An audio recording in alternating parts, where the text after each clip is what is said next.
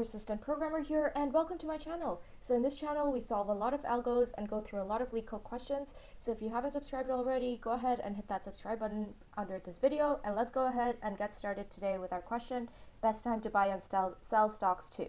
So in this question we're given a input array that looks like this, and if you haven't done the first version of this question, I will link it in this video somewhere so you can have a look at that too.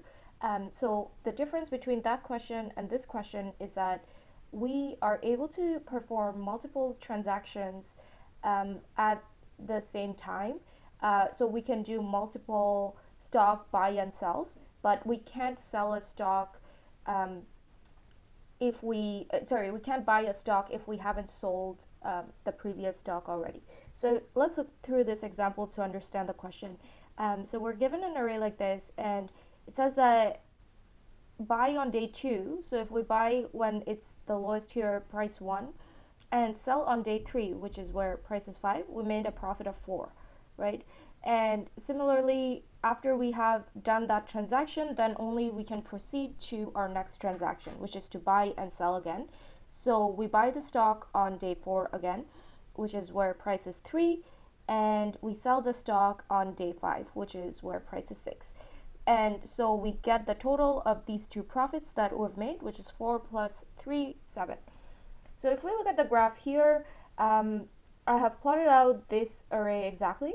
And what we can see here is that we make profits when we are going from a lower day to a higher day. So here is the case that is written over here, where we have the profit of 5 minus 1, so we went from a lower day in the previous day to a higher day, right? And similarly here, this case 6 minus 3, which is where we had a higher day here and a lower day here.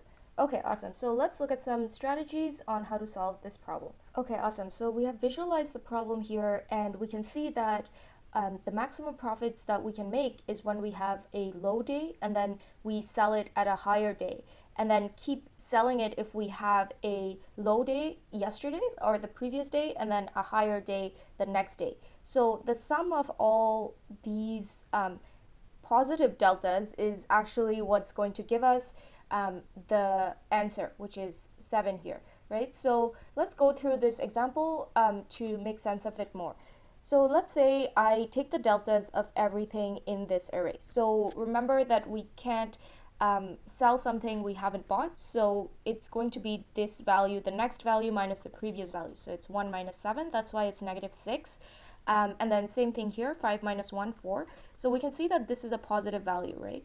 And then we have negative 2, and then we have 3 here. So this is again a positive value, and we have negative 2 here. So basically the idea is that we don't want to accumulate negative values towards our maximum profit, because that's not a good strategy to make money when you're selling and buying stocks. So what we need to do is add these positive deltas to get us to our final answer.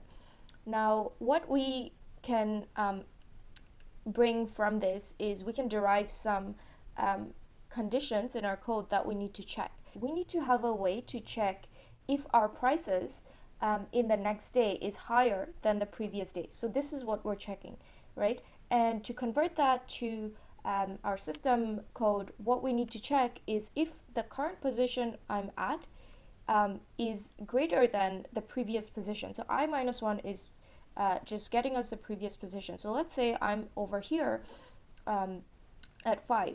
So is 5 greater than 1? Yes, it is. And this is when we need to accumulate and add to our profit.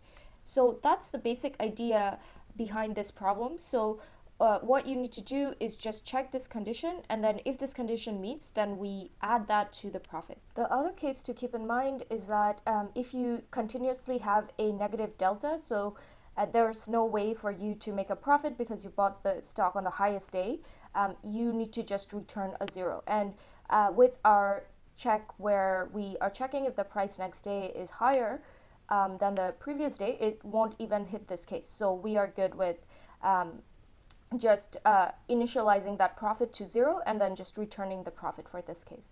Awesome. So let's go ahead and dive into the code. So what I've done here is I have initialized the profit and we're going to return this profit.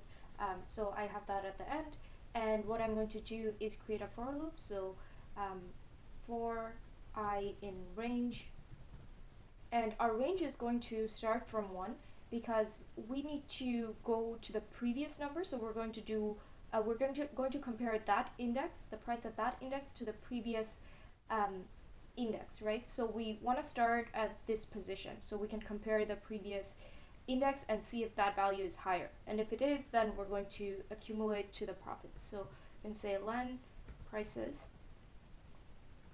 and now we're going to have our conditions. So if prices I is greater than prices I minus 1, then in this case what we need to do is we're going to accumulate to the profit. So profit is going to be the delta. So to find the delta, we're simply going to take the day that is higher, which is the next day, and then minus the previous day from it. So we will say profit plus equals